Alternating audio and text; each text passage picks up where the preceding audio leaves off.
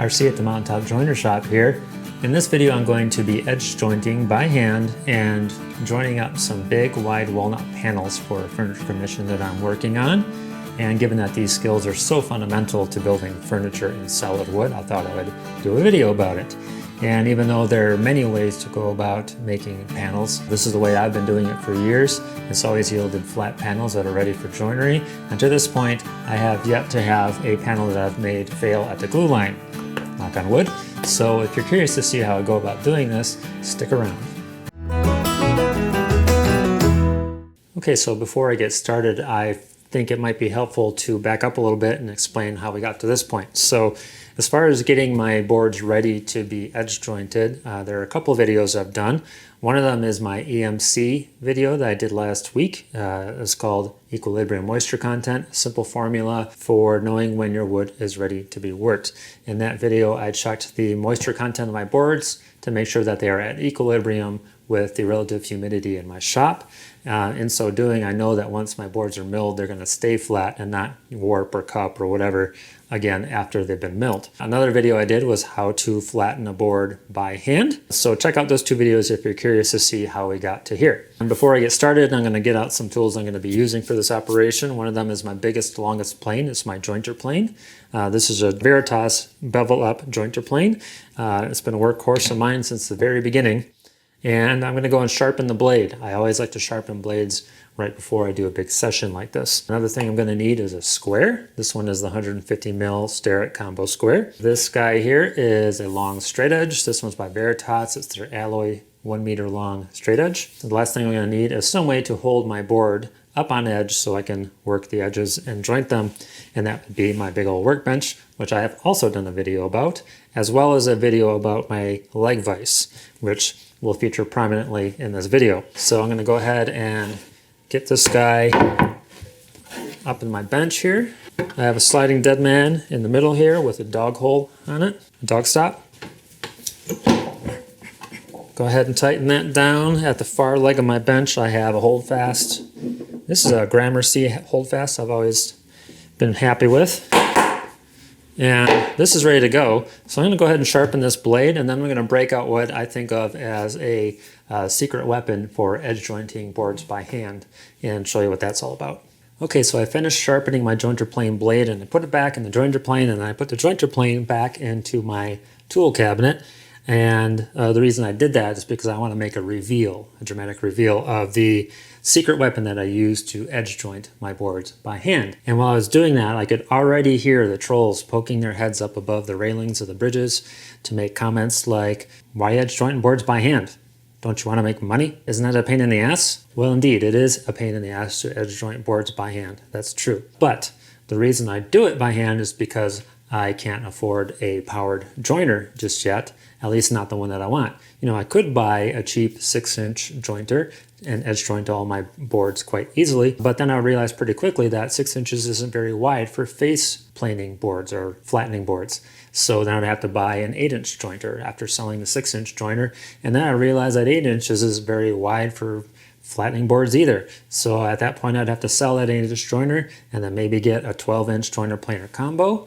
And at that point, I may as well just wait until I can afford to buy the 12-inch joiner planer combo and take it from there. So that's why I'm jointing these boards by hand. Without further ado, I will show you what I like to do to speed things along. Underneath it in my tool cabinet, I have this little guy. This is made by Veritas for this Veritas jointer plane, and it is their jointer plane fence. And it screws right to the side of the body of the jointer at a nice 90-degree angle. It is adjustable, so you can make sure that it's 90. I find that with these big long boards, much easier to edge joint boards by hand with than just by kind of freehanding it. If it was a smaller, shorter board, freehanding it usually gets me by just fine. But in this case, going back to that whole making money comment, this is the way I like to do it. And from the other side of the spectrum, I can hear all the hand tool users with their pinkies held aloft saying, "This is training wheels." If you're the kind of person who would type into the comments section, "training wheels," I have a couple messages for that person. One is, and two is, "go away." So hopefully that person's gone now. So without further ado, I'm going to attach this joiner plane fence to this body, and we'll get to work. So now I'll show you how this joiner plane fence attaches to the joiner plane. Basically are just two big holes here that line up with these screw holes in the side of the plane body, and there are these brass knurled thumb screws that come with it that tighten it down. The holes in the body of the plane, that threading gets kind of gummed up after a while with sawdust and that kind of thing. So I did put just a little drop of like 3-in-1 oil in there. Once they're about finger tight, you can look down the plane fence just by turning it upside down, heel of the plane facing away from you, and then looking down or sighting down the sole of the plane with a square up to the fence to see where you're at. So I don't know if you can see in there. I don't know if my camera's focusing or not, but it appears that the edge of the fence that's furthest away from the plane body is towed in a bit much. So what I need to do is come here with a screwdriver, just a little itty bitty screwdriver, and adjust my set screw back a little bit, and then tighten these some more, and just rinse and repeat until you get a nice square look. And there we are. Now with this plane fence, it actually isn't perfectly flat on the side, so its usefulness is somewhat limited by that. It's not a perfectly made fence, and typically Veritas, everything they do is just freaking awesome, especially for the money. That said, this fence not being perfectly flat doesn't preclude me from getting nice square edges much more easily than I would if I was doing it freehand. So I've just never done anything about that. You know, maybe I should call them and say, hey, but I haven't done that yet. And by the way, this itty bitty screwdriver is useful for other things as well. You'll see that there's a set screw through this little window in the fence, and there's one on the other side as well. And what that does is center the plane blade so that it doesn't shift in use. And it's not foolproof, but it does help a little bit. It's a good idea to have one of these little guys around as well. But that sets us up. Now we're ready to just join our boards. All right, so at this point I am ready to have at it. My joiner plane is almost completely set up. Really the only thing I still have to do is center the blade such that it's not skewed one way or the other and causing it to go out of square that way. And rather than just fiddle with the blade, what I like to do is just start planing the board. I have all kinds of rough sawn fuzz I need to remove anyways. So once I start getting a clean surface on the edge of the board, I can check it for square. And then because I'm using this fence, if it's out of square a little bit, chances are the reason that it's out of square is because the blade itself is not square to the edge of the board. So at that point, I can just give it a little bit of a tweaking and then take another pass or two and check my work and rinse and repeat until everything's turning out nice and square from end to end. And once I have a nice clean face, then what I will do is take that clean edge and rip the other edge off of the board at the bandsaw to make sure that it's parallel to this edge. Here we go. You'll also notice that I have my blade projecting quite a bit above the bench. One of the reasons for that is so that the fence of the plane clears my vice chop. And right away I noticed that there's a couple of high spots on the edge of this board. I want to take those down first. It's a little bit easier to get your boards nice and true from end to end when you start out with a board that's actually a little bit low in the middle, and then work the ends down until you're good and flat all the way across, rather than have these kind of lumps sticking out the side of the board. So I'm not even going to focus on the ends just yet. Big lump right there.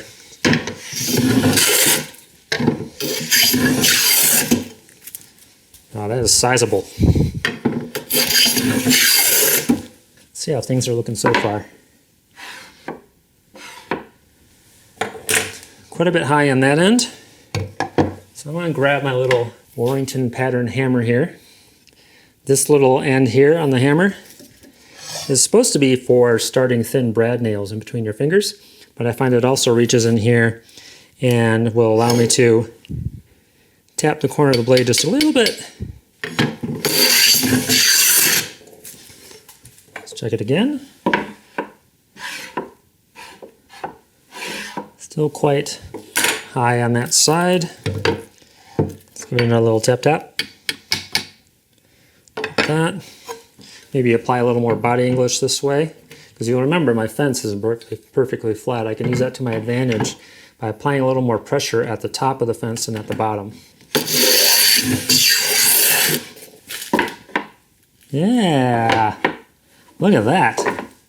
Oh, that's nice. Beautiful. All right. Well, now that I've taken off most of the rust-on fuzz from this, I can start backing off my blade a little bit. Reason being, I want to get a little bit smoother surface than I'm getting currently.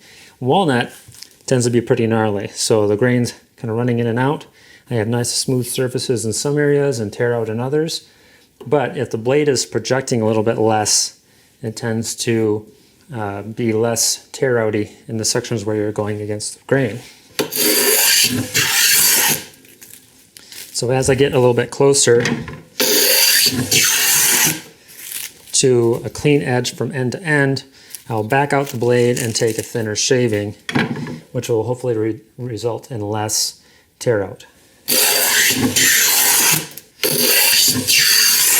Another thing reducing the projection of the blade will do is reduce the amount of low spot you have in the middle of the board. If you think about it, if your blade is sticking way out, you create kind of a pivot point, and you're kind of creating a curve, a low curve on the edge of your board when you do that. So having the blade project less makes you use a flatter working area on the sole of your plane that will reduce that amount of dip in the middle. So there are actually multiple reasons for taking a thin shaving once you're near your completed edge.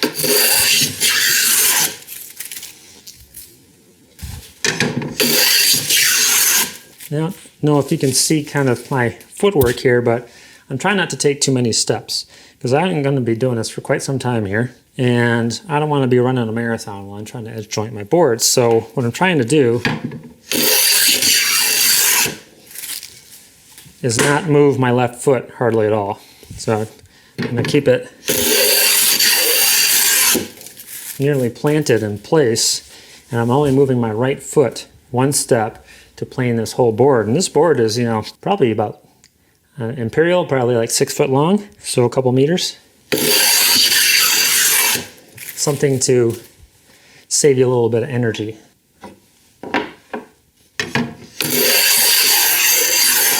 It's very subtle. You can't really see the body English that I'm applying, but it's like you're almost willing it to be square more than you are actually pushing it. I reduce the projection of my blade, and I'm continuing to do so as this edge improves more and more. It's still a little chunky right in this area, so I'm going to keep going until this looks a little cleaner right here. Another thing you could do is just decide to put this on the inside of your panel and its final position in the piece of furniture you're going to be using it on. So you can basically orient this so it's hidden on the inside of the piece where nobody's going to see it. Ideally, I'd like to give myself the option of using either side of this board depending upon how it looks, because I am going to line up my boards with each other in a way that I hope is pleasing to the eye, given that the grain patterns that are on the face of the boards. So I am going to keep working this until I get rid of these little spots that are kind of splintered out and have a nice clean corner from end to end. All right, well, I kept planing until this chunkiness had gone away. I have a nice clean corner on both sides of my edge from end to end. And while I was doing that, I started to settle into my old ways and calm down a little bit and realize that when I want to apply body English to this setup to achieve a square edge, the way I like to do it is actually with my thumb on top, not so much with where I'm pushing on the side of the fence. So if I want this corner here to be a little bit lower, I'll apply more pressure to this brass knob right here as I'm planing. If I want this edge to be a little bit lower on this side, what I'll do is push down on the edge of the plane body with my thumb as I'm planing, and that gives me just enough body English to give me that effect of lowering the high side. So really it's the thumb positioning that allows me to finagle this edge nice and square, not so much where I'm pushing on the fence itself. Okay, so as I get closer and closer to a square edge that's clean from end to end and doesn't have as much tear out, I've closed the mouth of the plane a little bit. So this is the mouth of the plane where the blade is.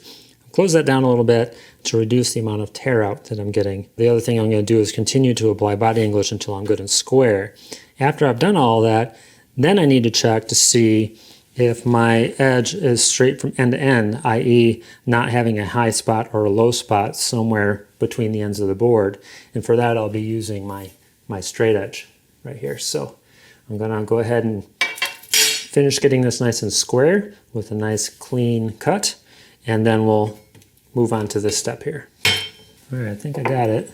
And I'm sighting down the edge of the board with some raking light. So I have a desk lamp off the end of my bench that's pointing right at me, right down the board, so I can see for daylight underneath the blade of my combo square. And at this point, that is looking real nice from end to end. Now all I have to do is make sure that I don't have a high spot or low spot in between the ends of my board, at least not one that's too onerous. So the way I'll do that is, again, to use lights. So I'm going to crouch down low here. I'm going to put my straight edge on edge so I can see under here to see how much daylight there is. And just like I stated was the goal early on, rather than have high spots between my ends, I do have a little bit of a low spot, a very soft one from end to end that's barely perceptible. Now, if the boards that you're edge jointing are not very wide, a little bit of a low spot in between the ends of your boards isn't so bad, because you can kind of clamp that out of it. There's enough flex in the boards that when you apply clamping pressure, that will actually close up that gap. And that also reduces the number of clamps you need to use. You really need to use clamps near the center of the board and not so much on the ends. We call that a spring joint in woodworking. Some people will do that on purpose, in fact. This is a pretty wide board. It's not liable to flex a lot laterally across its width when I apply clamping pressure. So I would like to get this gap between my straight edge and the center of the board to be just a tiny bit less, which means I need to concentrate a few passes on the ends of my boards. And the way I'll go about doing that is to take a fairly thin shaving and take a little bit off the end. And then I'll take a little bit longer shaving and a little bit longer. Maybe a little thicker than that. Until I've reached the middle of the board where it was the lowest. And then I'm going to do the same way down here at this end. I'm going to take a short shaving and then a little bit longer one. Progressively longer strokes. Double check that I haven't knocked it out of square. I'm good there. I'm good there. Then I'll check it with my straight edge. Again, I like to tip it on edge. It makes it easier to see if there's any daylight under there. And there is still some. So I'm going to go ahead and do that same operation again. Looks like this dips down a little faster than that end does, so I'm going to focus a little more down here than on the other end.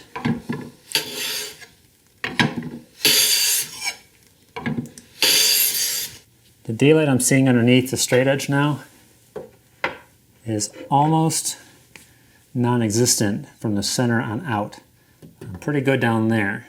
However, it's a little gappy for my tastes right in this part of the board. So again, this corner here is sloped up a bit too much. Coincidentally, this part of the board is also where I'm kind of planing against the grain a little bit. So perhaps the passes I'm taking aren't taking as much thickness off as they were on the other end where I was working with the grain. It is right pointy right there. So I really just need to take that corner off.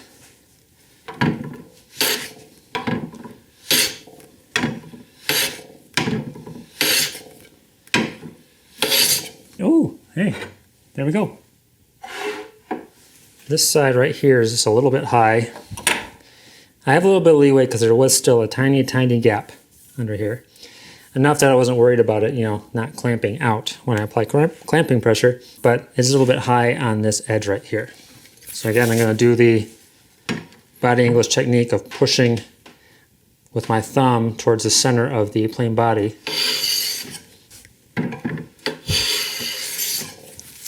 in the spot where it was high. Take a look. Dead square. Make sure there isn't shavings underneath your straight edge, by the way.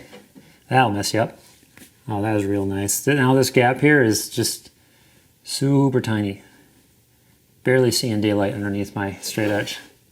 And the end. So the edge of this board is ready to be referenced off of. And why I say referenced off of is the other edge of my board. Here, let me take it off.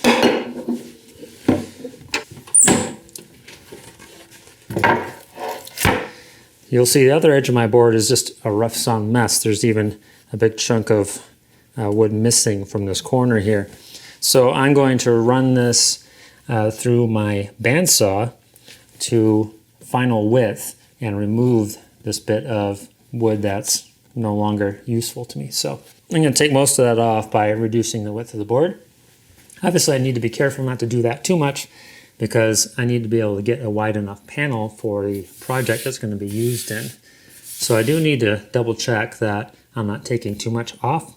But that's basically what I'm going to be doing with all these boards. I'm going to edge joint them on one side, run this edge along the fence on my bandsaw, take off the other edge, not only because there's gnarliness there, but also because I want this edge to be parallel with this edge. So ripping it that way will get me that effect.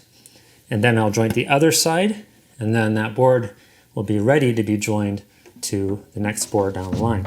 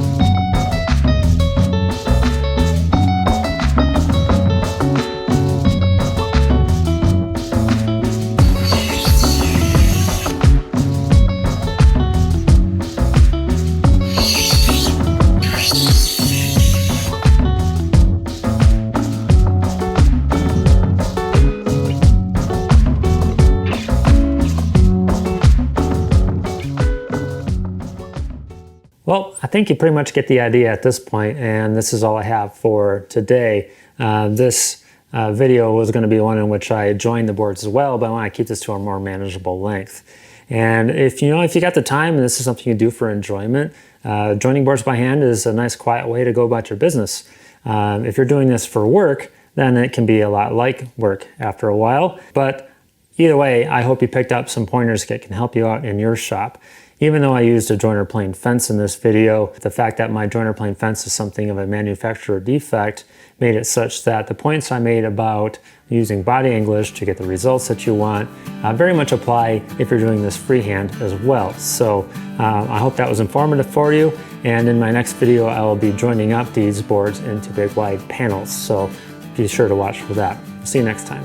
Now, if you like what you saw here, please hit like and subscribe. It would help me out a lot. Also hit the little bell icon if you want to be notified anytime I release a new video. And if you didn't like what you saw here, keep it to yourself, pal. Or watch one of my other videos. You might like one of those. Thank you for watching.